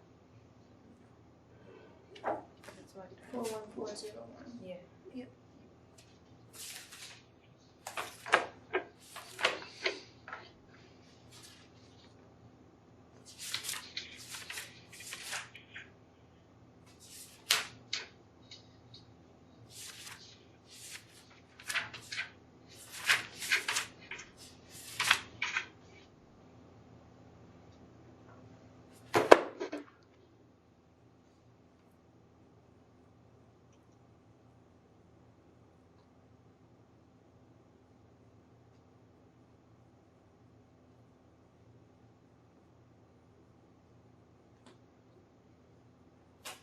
Yeah, I got it. Okay. How about number 9? What modifier would you put for number 9? Dr. Wells began surgery for right knee replacement due to severe osteoarthritis on an 86-year-old female with controlled hypertension. The patient was satisfactorily anesthetized and the site opened to view. Shortly thereafter, the patient's blood pressure dropped significantly and the physician was unable to stabilize the patient. The procedure was discontinued. When we have a discontinued procedure, what modifier do we use?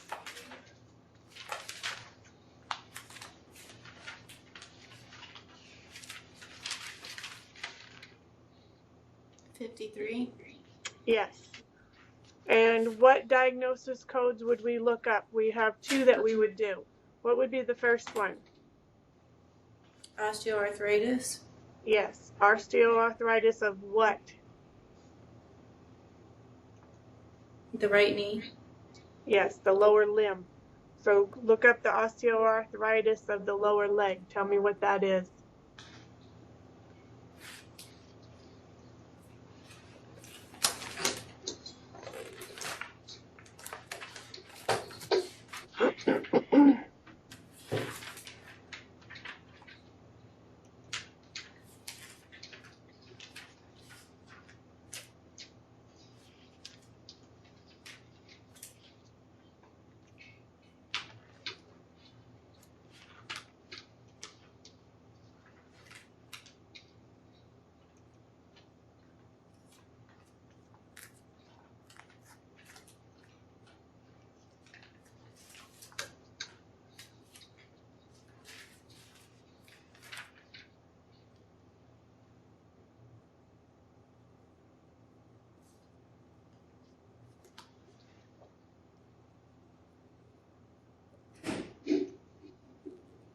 $715.96.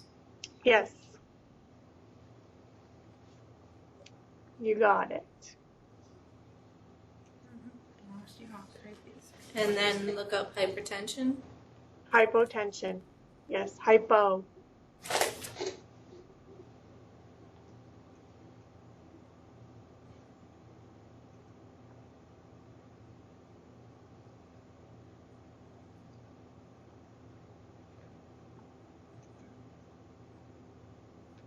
Yep, hypo because the blood pressure dropped.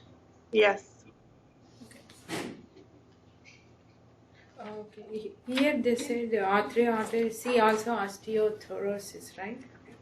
Osteoarthrosis. Osteoarthritis. Yeah, but there's no like right knee or like. No, we don't need to worry about right knee because we're talking about diagnosis code, not procedure. So go to 715.9 and then it'll tell you.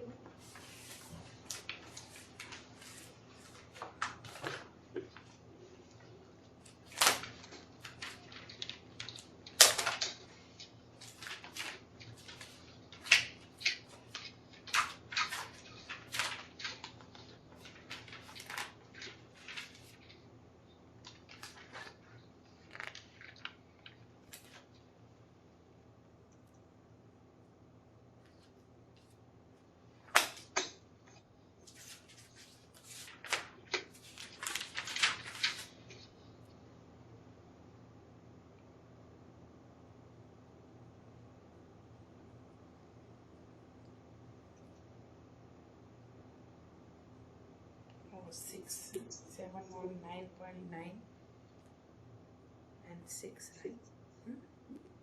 719.96. That's the one. 715.96. 715.96. Yeah.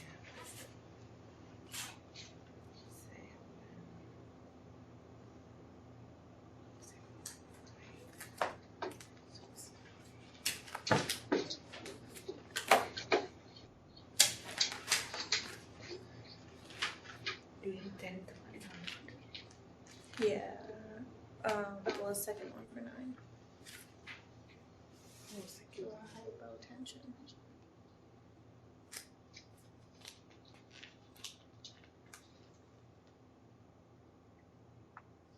Controlled hypertension.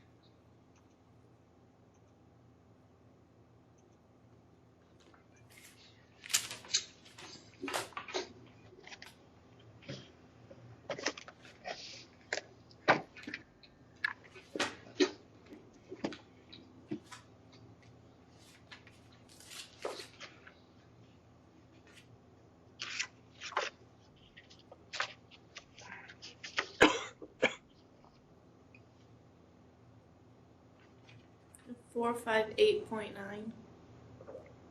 Close. 458.29.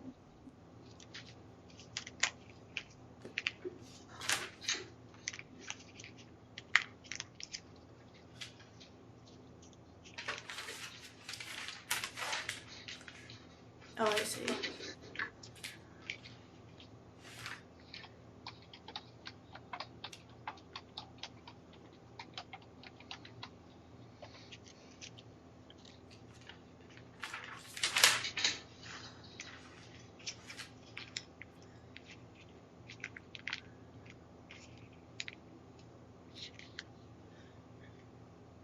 Where is it? Which page?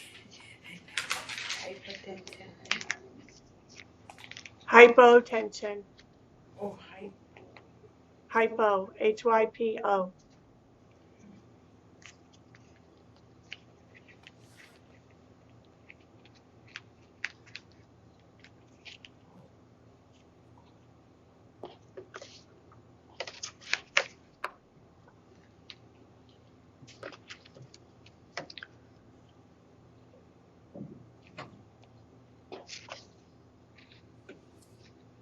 So you are not required to do the ICD-10 codes in these exercises, only the ICD-9 codes. For number 10, tell me what modifier you would use for number 10. The patient is a 10-month-old boy who fell while trying to walk across the kitchen floor at his home. He suffered an open wound to his bottom lip. Sutures are necessary, but due to the patient's age and excessive movement, general anesthesia is needed. So what modifier do you think we would use here?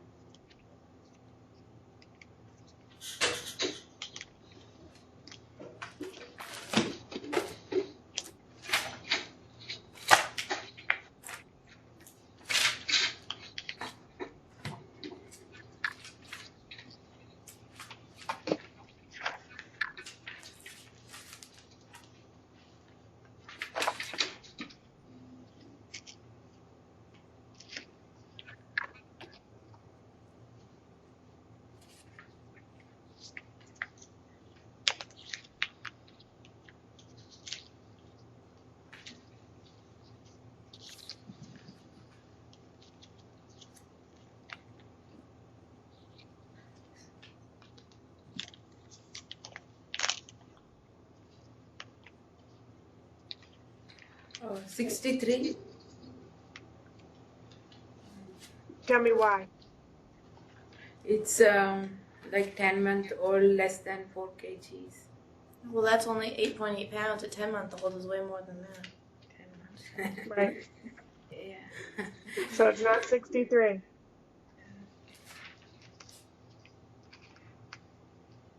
What do you think, Kelsey?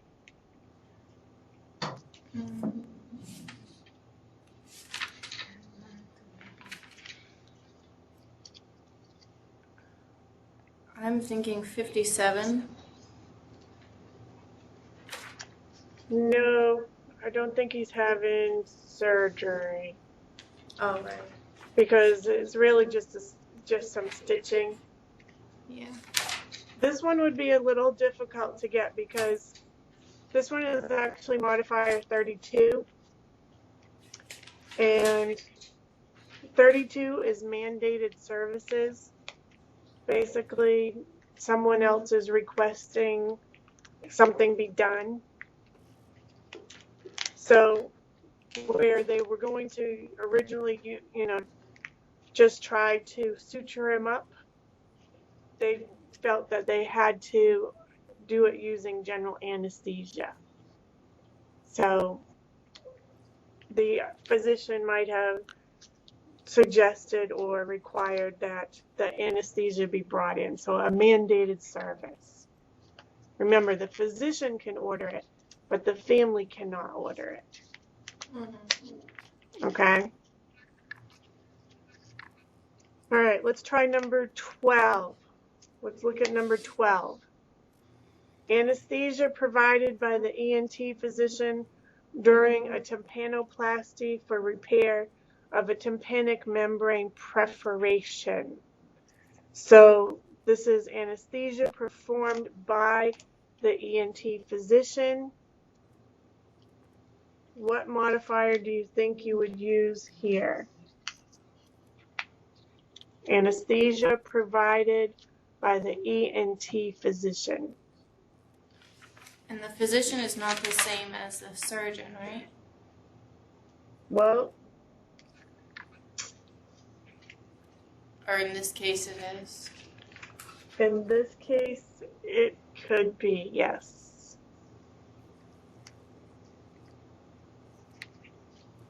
47. Yes, 47.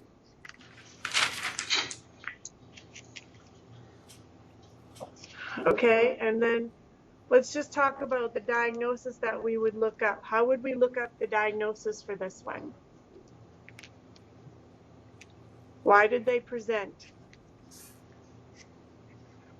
The tympanic membrane perforation. Yes, so we would start looking at perforation and then tympanum.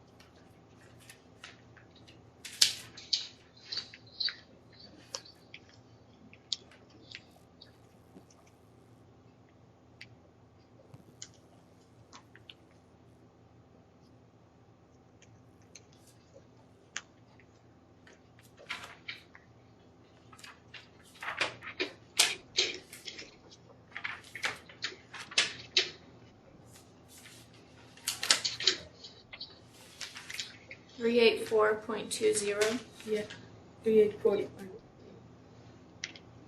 Yes, 384.20. That's good. All right, so we're going to call it class. If you are going to set up Jabber, get it set up and call Amy or Jamie and give them the address. If you're going to listen to the online lectures after they're recorded, then just shoot me an email so I can remember to send you the lecture. If that is the way you're going to go, please email me, set up phone calls if we need to set up phone calls. But I want to make sure that you have everything you need to finish up the next, 10 plus weeks that we have left, okay? Yeah. Can I have some of the means whatever is done at the chapters, the questions and answers, like answers for questions? I sent them to you already. I didn't. I'm not receiving. I don't know. Maybe they're going to spam, or I don't know. I'm not receiving any question. I mean, like answers. I did not. I sent them as attachments to the email. Oh. So if you look at the last few emails that I sent you, you sent me an email that said, "Can I please have the answers?" I responded to that one, and it's attached to the email. So check your email when you get home, and if you still don't have it, let me know. But it's an attachment that you have to open up.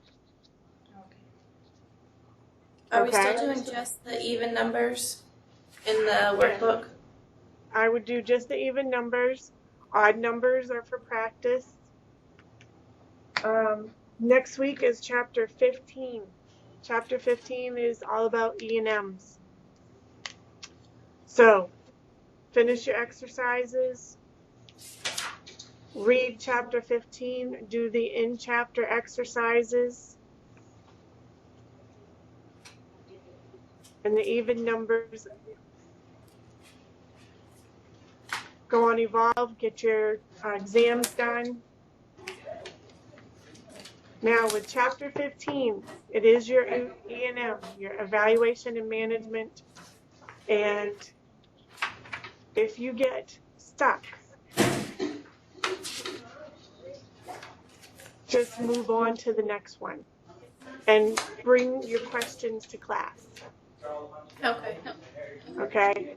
Or email me ahead of time so that I can answer them during class. Yes, we do.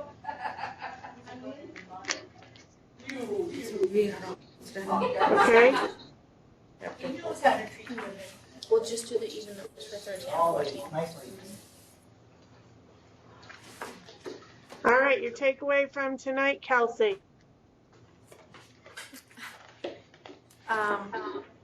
Don't let myself get overwhelmed.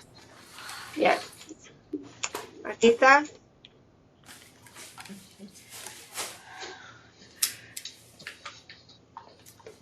I did understand. What? I didn't hear you. I don't know what to say. It's same as like CPT. Like CPT is same as ICD 9. Your CPTs are your procedures. Yeah. Your ICD 9 are like looking at the coding and all that stuff. But it's of course it's little different. But if you have idea ICD 9, it's easy. Right. Okay, ladies. Well, have a great week, and I hope to see you both next week. Thank you. Thank you. All right. Have a good one. You too.